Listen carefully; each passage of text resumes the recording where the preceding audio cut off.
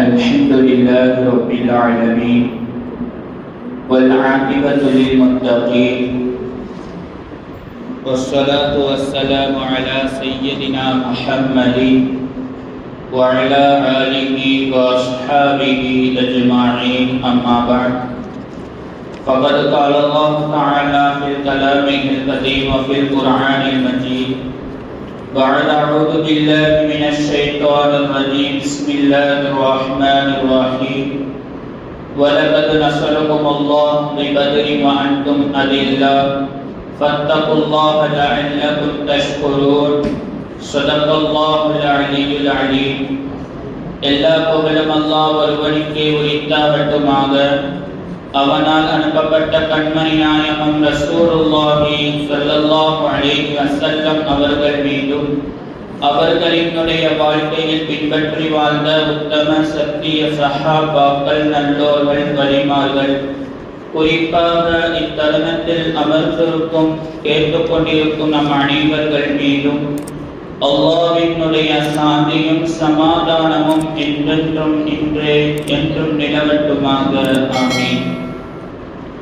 கண்ணியத்துக்குரிய முஃமின்களே, இன்றைய தினம் ரமலான் 17 என்று சொன்னால் மிகப்பெரிய ஒரு வரலாற்றினுடைய நிகழ்வு நமக்கு சிந்தனைக்கு வரும். அப்படி வரவில்லை என்று சொன்னால் அவர்கள் உண்மையான முஃமினாக இருக்க மாட்டார்கள். ஹிஜ்ரி 2 ரமலான் பிறை 17 விதித்தால் சத்தியத்திற்கும் அசத்தியத்திற்கும் போர் என்கின்ற ஒரு நிலைமையில் சஹாபாக்கள் எல்லாம் அதை எப்படி மேற்கொண்டார்கள், அவர்களினுடைய மனம் எப்படி இருந்தது என்பதெல்லாம் குறித்து இந்த போரின் மூலமாக நமக்கு என்ன படிப்பினை இருக்கிறது என்பதையெல்லாம் இந்த நேரத்தில் நாம் சிந்திக்க கடமைப்பட்டிருக்கின்றோம். எதை கேட்கிறோமோ அதன்படி அமல் செய்யக்கூடிய தௌஃபீகை அல்லாஹ் தஆலா நம் அனைவர்களுக்கும் தந்தருள் புரிவானாக. முதலில் ரசூலுல்லாஹி ஸல்லல்லாஹு அலைஹி வஸல்லம் அவர்கள் எத்தனை போர்களில் கலந்து கொண்டார்கள் என்பதை நாம் அறிய வேண்டும். முதலில் ரசூலுல்லாஹி ஸல்லல்லாஹு அலைஹி வஸல்லம் அவர்கள் மக்காவினுடைய வாழ்க்கையில் எந்த ஒரு போரும் நடைபெறவில்லை. மதீனாவுக்கு வந்த 10 ஆண்டுகளில் ரசூலுல்லாஹி ஸல்லல்லாஹு அலைஹி வஸல்லம் அவர்களினுடைய தலைமையில் 27 போர்கள் நடைபெற்றது என்பதாக வரலாற்று ஆசிரியர்கள் குறிப்பிடுவார்கள். அதில் சில போர்கள் ரசூலுல்லாஹி ஸல்லல்லாஹு அலைஹி வஸல்லம் அவர்கள் தலைமையில் இருந்தது. சில போர்கள் ரசூலுல்லாஹி ஸல்லல்லாஹு அலைஹி வஸல்லம் அவர்களே களத்தில் இறங்கி களமாடி இருக்கிறார்கள் என்பதாக வரலாற்று ஆசிரியர்கள் சொல்லுவார்கள். அதில் ஒன்றுதான் பத்ர் போர். முதலில் இதனுடைய ஆரம்பம் என்பது எங்கு இருந்தது, தொடங்கியது, ஏன் போர்கள் நடைபெற்றது என்பதெல்லாம் நாம் சிந்திக்க கடமைப்பட்டிருக்கின்றோம். வியாபாரத்திற்காக அபூ சுஃபியான் ரலியல்லாஹு தஆலா அவர்கள் சிரியா நோக்கி சென்று திரும்பி வருகிற பொழுது அந்த விஷயம் ரசூலுல்லாஹி ஸல்லல்லாஹு அலைஹி வஸல்லம் அவர்களுக்கு தெரிகிறது.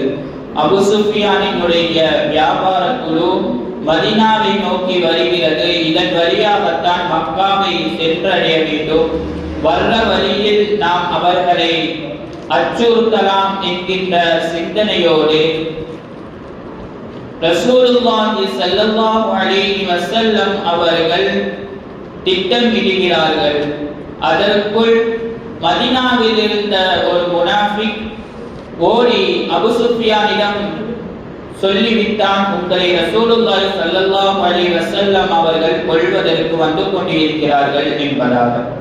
அதை அறிந்த அபூ சுஃபியான் உதவிக்காக வேண்டி மக்காவில் இருக்கக்கூடிய தலைவர்களுக்கு ஒரு செய்தியை அனுப்புகிறான். இந்த மாதிரி முஹம்மது என்னை கொல்ல வருகிறார், நீங்களும் வாருங்கள் என்பதாக ஒரு தகவலை அனுப்பிவிட்டு அபூ சுஃபியான் அவர்கள் வேற வழியில் மக்காவை வந்து சென்று அடைந்து விடுகிறார்கள். இந்த விஷயத்தை கேள்விப்பட்ட குறைஷிகள் இதுதான் சரியான நேரம், இஸ்லாமியர்களை பழிவாங்க வேண்டும் என்பதற்காக போரை ஆரம்பம் செய்கிறார்கள். இதை கேள்விப்பட்ட மதீனாவில் இருக்கக்கூடிய ரசூலுல்லாஹி ஸல்லல்லாஹு அலைஹி வஸல்லம் அவர்கள் 313 சஹாபாக்களுடன் பத்ர் என்கின்ற இனத்தை நோக்கி கிளம்புகிறார்கள். மக்காவினுடைய குறைஷிகளும் தலைவர்களும் போருக்கு தயாராகி அவர்களும் களத்திற்கு வந்துவிட்டனர். ஏன் இந்த 313 பேர் மட்டும்தான் கலந்து கொள்ள வேண்டுமா? மதீனாவில் ஹிஜ்ரத்திற்கு பின்னால் பல இஸ்லாமியர்கள் முஸ்லிமாகி இருந்தார்கள். 313 பேர் ஏன் கலந்து கொள்ள வேண்டும் என்கின்ற ஒரு காரணத்திற்கு வரலாற்று ஆசிரியர்கள் குறிப்பு தருவார்கள். இந்த பத்ருக்கு முன்னால் ரசூலுல்லாஹி ஸல்லல்லாஹு அலைஹி வஸல்லம் அவர்கள் கோத்தரத்தை அச்சுறுத்துவதற்காகவும் அவர்களை அமைதியாக இஸ்லாமியர்களுக்கு எந்த ஒரு தொந்தரவும் கொடுக்க கூடாது என்பதற்காக சும்மாவாது அவர்களை சென்று பயம் கொடுத்துவார்கள். அப்படிதான் இந்த போரும் என்று நினைத்து பல சஹாபாக்கள் வராமல் மதீனாவில் தங்கிவிட்டார்கள்.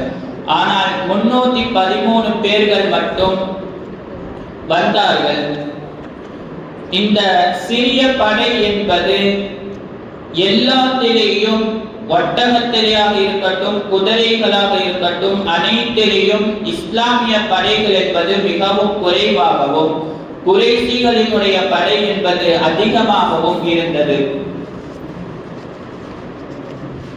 இதில் அன்று இரவு அல்லாஹு தஆலா இஸ்லாமியர்களுக்கு முஸ்லிம் படைக்கு சில அதிசயங்களை இறக்கி வைத்தான். அதை குர்ஆனில் அல்லாஹ் தஆலா சொல்லுவான், இது யுஹஷிகுமுன் நுஆஸ ஆமினத்தன் மின்ஹும், அவர்களை நாம் அமைதியான ஆழ்ந்த உறக்கத்தை கொடுத்தோம் என்பதாக அல்லாஹ் தஆலா குர்ஆனில் கூறுவான். சஹாபாக்கள் எல்லாம் அமைதியாக தூங்கிக் கொண்டிருந்தார்கள் என்பதாக வரலாற்று குறிப்பில் எழுதுவார்கள். விழிந்தால் போர் என்கின்ற எந்த ஒரு பயமும் இல்லாமல் அல்லாஹ் தஆலா அவர்களை அமைதியாக உறங்க வைத்தான். நமக்கு ஏதேனும் விழிந்தால் நடக்கும் என்று தெரிந்தால் இரவில் நாம் தூங்குவோமா என்பதை நாம் பார்த்தோமேயானால் நமக்கு தூக்கம் என்பது கிடையாது, வரவே வராது. நாளைக்கு காலையில என்ன ஆகுமோ, நம்ம மௌத்தாயிருவோமோ, உயிரோடு இருப்போமோ என்கின்ற ஒரு அச்சத்தில் தான் இருப்போம். ஆனால் சஹாபாக்கள் எல்லாம் விடிந்தால் போர் செய்ய வேண்டும் என்பதற்காக அல்லாஹ் தஆலா ஆழ்ந்த தூக்கத்தை தந்தான். அதே வசனத்தில் இப்படியும் சொல்வான், வயுனஸ்ஸிலு அலைக்கும் மினஸ் ஸமாஇ மாஅன், மலையை நாம் இறக்கினோம் என்பதாக அல்லாஹ் தஆலா குர்ஆனில் சொல்லுவான். மலை எதற்காக பெய்தது என்பதாக பார்த்தோமேயானால், விடிந்தால் போர் நடக்கக்கூடிய இடத்தில் மழை பெய்து இஸ்லாமியர்கள் முஸ்லிம்கள் இருக்கக்கூடிய இடத்தில் அது லாபமாகவும் மண்ணை செம்மைப்படுத்துவதற்காகவும் ஒட்டகங்களும் குதிரைகளும் நல்ல முறையில் நடப்பதற்காகவும் அல்லாஹ் தஆலா பெய்ய வைத்தான். இதே எதிரியினுடைய இடத்தில் பெய்த மழை அந்த மண்ணை கொலை கொலை என்று ஆக்கி நடக்க முடியாத அளவுக்கு ஆக்கிவிட்டதாக வரலாற்று ஆசிரியர்கள் குறிப்பிடுவார்கள். ரசூலுல்லாஹி ஸல்லல்லாஹு அலைஹி வஸல்லம் அவர்கள் விடிய விடிய துஆ செய்தார்கள். அவர்கள் அதிகமான செய்த ஒரு துஆ, யா ஹய்யு யா கய்யூம் பிரஹ்மதிக நஸ்தகீஸ் என்கின்ற இந்த துஆவை விடிய விடிய செய்து கொண்டிருந்தார்கள். ரசூலுல்லாஹி ஸல்லல்லாஹு அலைஹி வஸல்லம் அவர்கள் இப்படியும் துஆ செய்தார்களாம், இறைவா நீ எனக்கு அளித்த வாக்குறுதியை நிறைவேற்றுவாயாக. இந்த சிறிய முஃமின்களினுடைய கூட்டத்தை அழித்து விட்டால் இந்த பூமியில் உன்னை வணங்குவதற்கு யாரும் இருக்க மாட்டார்கள் என்பதாக ரசூலுல்லாஹி ஸல்லல்லாஹு அலைஹி வஸல்லம் அவர்கள் துஆ செய்தார்கள். இதை பார்த்த அபூபக்கர் சித்திக் ரலியல்லாஹு தஆலா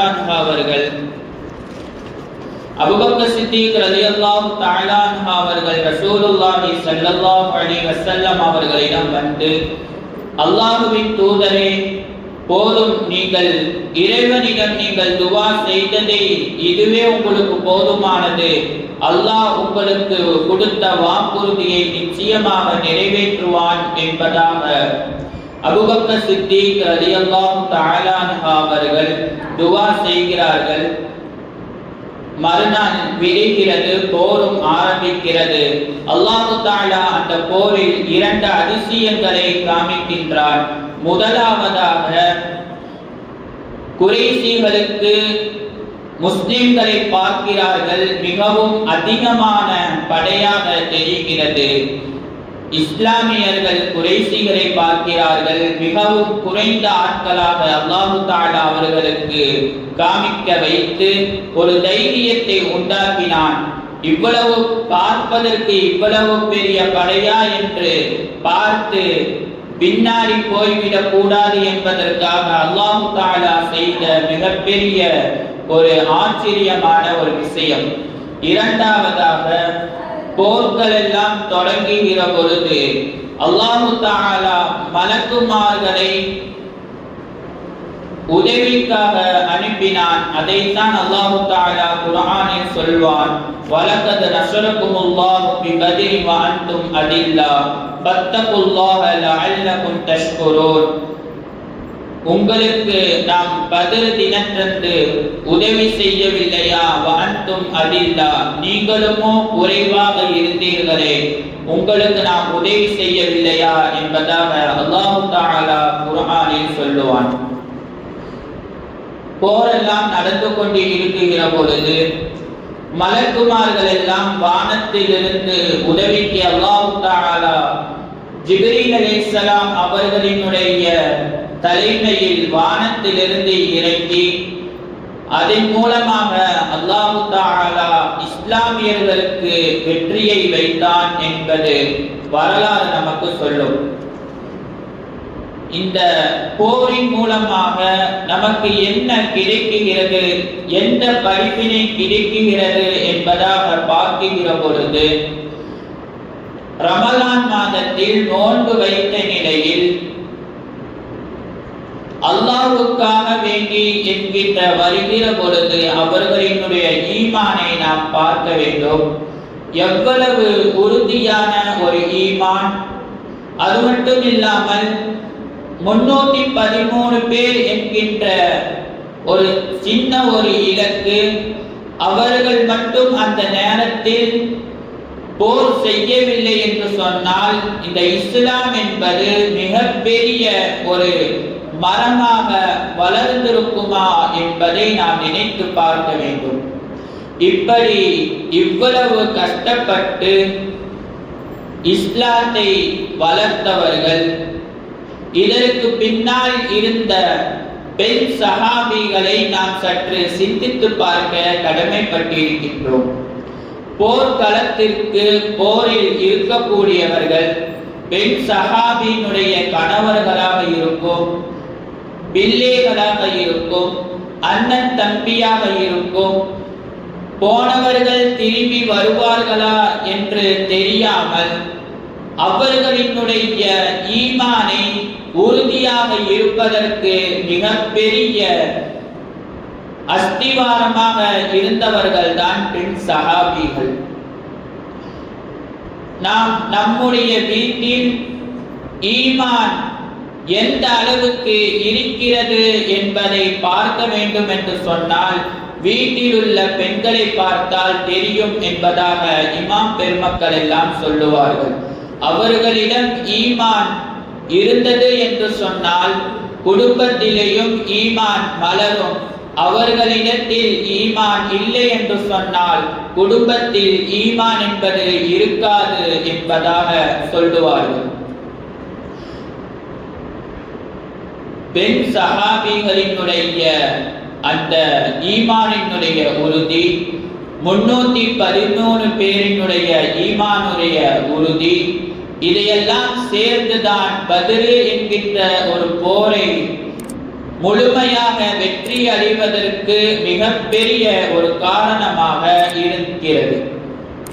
இப்படி கஷ்டப்பட்டு ஒவ்வொருவர்களினுடைய இரத்தத்தை சிந்தி எவ்வளவு கஷ்டப்பட்டு இந்த ஈமானை, இந்த இஸ்லாத்தை வளர்த்து இவ்வளவு தூரம் வந்து நம்மிடத்தில் கொடுத்திருக்கிறார்கள். ஆனால் நாம் நம்முடைய மார்க்கத்தை எந்த அளவுக்கு பேணி நடக்குகிறோம், எந்த அளவுக்கு நாம் பாதுகாப்பாக வைத்திருக்கிறோம் என்பதை இந்த நேரத்தில் நாம் சற்று சிந்தித்து பார்க்க கடமைப்பட்டிருக்கின்றோம். நம்முடைய வாழ்வு இஸ்லாத்தினுடைய நெறிமுறையில் நாம் அமைத்திருக்கிறோமா என்பதை நாம் பார்க்க வேண்டும். அல்லாஹ் தஆலா குர்ஆனில் சொல்லுவார், ثم جعلناك على شريعة من الأمر فاتبعها. நபியே, உங்களுக்கு என்று ஒரு ஷரீஅத்தை நாம் கொடுத்திருக்கின்றோம், அதை மட்டும் நீங்கள் பின்பற்றுங்கள். வேற யாரும் வாழக்கூடிய அந்த வாழ்க்கையை நீங்கள் பின்பற்ற வேண்டாம் என்பதாக அல்லாஹ் தஆலா குர்ஆனில் சொல்லுவார். இஸ்லாம் என்பது எப்படி வாழ வேண்டும் என்பதை நமக்கு கற்று தந்திருக்கிறது. இவ்வளவு கஷ்டப்பட்டு வந்த இந்த மார்க்கம் நம்மிடத்தில் மிகவும் சுலபமாக இஷ்டம் இருந்தால் வாழலாம், இல்லை என்றால் விட்டுவிடலாம் என்கின்ற ஒரு நிலைமைக்கு நம்முடைய மார்க்கம் என்பது நம்மில் கையில் வந்து மிகவும் கஷ்டப்பட்டு கொண்டு இருப்பதை நாம் பார்த்து கொண்டு இருக்கின்றோம். ஏதோ இந்த மார்க்கம் என்பது இப்பொழுது தோன்றியது அல்ல. அல்லாஹ் தஆலாவால் உருவாக்கப்பட்ட இந்த மார்க்கம் ஒவ்வொரு கஷ்டத்திற்கும் பின்னாலும், ஒவ்வொருவரினுடைய இரத்த சிந்ததற்கு பின்னாலும் வேற யாரையும் எடுக்க வேண்டாம். சுமையா ரலியல்லாஹு தஆலா அன்ஹா அவர்களினுடைய வரலாற்றை எடுத்து பார்த்தால் நமக்கு தெரியும். அவர்களினுடைய வரலாறு என்பது இப்பொழுது வாழ்ந்து கொண்டு இருக்கக்கூடியவர்களுக்கு மிகப்பெரிய ஒரு உதாரணமாக இருக்கும். தன்னுடைய இஸ்லாத்தில் முதலில் இஸ்லாமி ஆனவர்கள் அன்னை ஹதீஜா ரலியல்லாஹு தஆலா அன்ஹா அவர்கள் முதலில் ஷஹீத் ஆனவர்கள் அன்னை சுமையா ரலியல்லாஹு தஆலா அன்ஹா அவர்கள். இப்படி இஸ்லாத்தை ஆரம்பத்திலிருந்து இறுதி வரைக்கும் கஷ்டப்பட்டு வந்த இந்த இஸ்லாம் நம்முடைய வாழ்வில் எந்த அளவுக்கு இருக்கிறது என்பதை நாம் சற்று சிந்தித்து பார்க்க கடமைப்பட்டிருக்கின்றோம். அல்லாஹ் சுப்ஹானஹு தஆலா எப்படி இந்த மார்க்கத்தை எதற்காக வேண்டி எப்படியெல்லாம் கஷ்டப்பட்டு வளர்த்தார்களோ அதன்படி வாழக்கூடிய நல்லதொரு தௌஃபீக்கையும் கடைசி வரைக்கும் ஈமானுடன் வாழ்ந்து ஈமானுடன் மரணிக்கக்கூடிய நல்லதொரு தௌஃபீக்கையும் அல்லாஹ் தஆலா இந்த பத்ரின் மூலமாக நம்முடைய ஈமானின் உறுதியை தந்தருள் புரிவானாக. வாஹிரு தஅவானா அல்ஹம்துலில்லாஹி ரப்பில் ஆலமீன். அஸ்ஸலாமு அலைக்கும் வரஹ்மத்துல்லாஹி வபரகாத்துஹு.